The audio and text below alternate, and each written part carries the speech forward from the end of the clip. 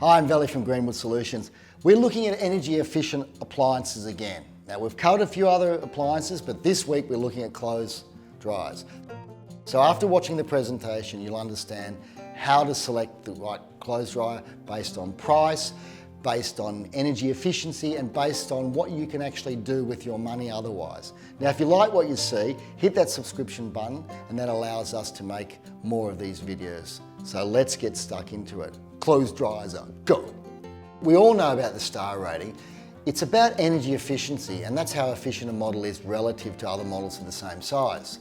And the more stars means more efficient when compared to other models of the same size. And most products are given between 1 and 6 stars, but there are exceptions. Always choose which size or capacity model you need first and use the star rating to compare them. So we know now how to select the best appliance for our needs, or do we? If, for example, we use the star rating system, we find a fairly large variation in results because this rating system allows for a range.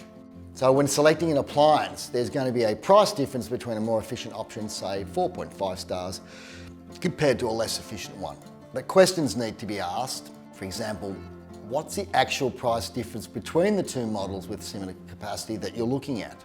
And how many years will it take to recoup the difference if you do purchase the more efficient model at a higher price? And what about the price of electricity increasing? How do I factor this in? And what if I invest that price difference between models? And is this a good way to go? So all pretty valid questions. And what about the warranty? So we're looking at clothes dryers, and we're looking at the variety of clothes dryers that are a heat pump, so they're fairly efficient. And we've picked a range of products with varying star ratings from 7 to 9 stars. Now, in this particular case, we are looking at the cheapest product, being the Hisense, with a star rating of 8, and the most expensive is the AEG with a star rating of 7, interestingly enough, at $1,799. The most expensive clothes dryer is not necessarily the most efficient, as you can see. In our example, the difference between the cheapest clothes dryer and the most expensive is $700, so we need to ask a lot of questions. We have determined the different prices for the clothes dryers, but what about other factors? The cost to run per year, the star rating, and the purchase cost per kilogram. And what else can I do with my money? So in this table, we're looking at the cheapest unit to run, and it's the Samsung with an energy rating of 115 kilowatt hours a year and a star rating of 9. Now, all the units have a capacity in kilograms of 8, so it's really like for like. And you can see the price of the Samsung, the purchase price is $1,499. For your own assessment, go onto a website, go to one of those big bulk stores, look at the actual clothes dryer that you're interested in, and check the specifications. It will tell you how many kilowatt hours a day or how many kilowatt hours a year it will use. And that's where I got all this information from on the models that we've presented. Now we're looking at the most expensive to run, which is the Electrolux 7-star rating, 158 kilowatt hours a year. And I've also calculated the cost to run per year per kilogram. The cost to run per year is an ongoing one, obviously, and I've assumed a price of 28 cents per kilowatt hour and multiplied this with the supplied kilowatt hour consumption per year, and what has emerged is the following. The most expensive clothes dryer to purchase, the AEG, is the second least efficient unit out of all of them.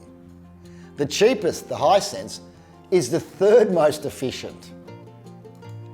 And the most efficient is the Samsung and LG units at 4th and 6th most expensive. So it's quite a strange situation because you'd assume that the most efficient unit would be the most expensive. What accounts for this disparity? So let's have a look at the star rating here. Now, the star rating of the Samsung is 9 and the lowest is the AEG, which by the way happens to be the most expensive.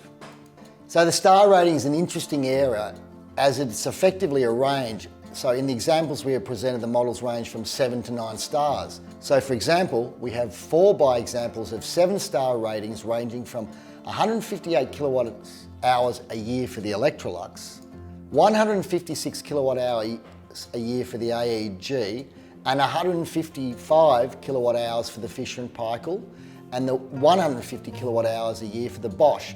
And they all have a 7-star rating. So you can see there's a bit of difference there. Not much, but a bit. Now we have 2 by 9-star rating units, the Samsung and the LG, at 115 kilowatt hours a year for both. So that's considerably less. So you can see that the star rating is simply a guide.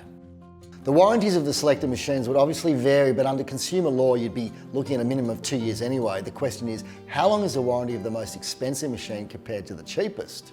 So the most expensive was the AEG with a warranty of 60 months. So that's pretty good, that's 5 years. The cheapest was the Hisense with a warranty of 36 months. Not too bad. And the mid-range, the Samsung, had a warranty of 24 months. Interesting. Now the question is, what else can I do with my money? So we have a range of prices and yearly operating costs and pretty similar warranties, apart from the AEG. So the question is, if I do buy a more expensive machine, how long would it take to pay off, or will it be paid off within the warranty period? Also, what if I selected a cheaper model and invested my money in the bank? Will this be a better option? So we've selected the Electrolux and the Samsung. There's a small difference in price, but a considerable difference to run per year based on the first year price of 28 cents per kilowatt hour. Now the difference in purchase price between the two is $100.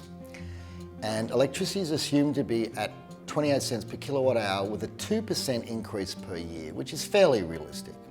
And we have the option to invest that $100 difference at 1.5% compounded monthly. In regards to investing the difference between the cheaper model you're looking at and the more expensive one, I've assumed some fairly low interest rates of 1.5 and 1% compounded monthly, which I think's pretty realistic at this point in time, which is 2021. Be interesting to see where interest rates go after this point in time. So we can see from this table that if the more expensive option was selected, it would take 8 years to recoup the difference in price via the savings. So we know the difference in price is $100. The actual savings over 8 years from selecting the more efficient model, the Samsung, is $103. But if we invested that $100 at 1.5% for 8 years, we would get a little over $112 back. So that's 8 years at 1.5% interest compounded monthly. Of course, we can look at a more realistic interest rate, like 1%, which for 8 years gives us $108.33, so we're still ahead if we invest. So what is the maximum number of years if we invest the difference at a certain interest rate to match the payback? So if we invested that $100 for 2 years at 1%, we would receive $102. At 3 years, we would receive $103. So you can see that the difference between the purchase price of the more efficient model, from an economic point of view, it still says that you should buy the cheaper model. Conclusion, when looking at clothes dryers, look at the star rating of the appliance. Then the kilowatt hours used per year. Then calculate the cost per kilogram of your clothes dryer, and don't forget the time value of money, warranty, replacement costs and other factors. Thanks so much for watching our presentation on energy efficient appliances, in this case clothes dryers. I'm Veli from Greenwood Solutions. Now if you like what you see, hit that subscription button, force your friends to hit that subscription button, because that allows us to make more of these videos. Bye for now.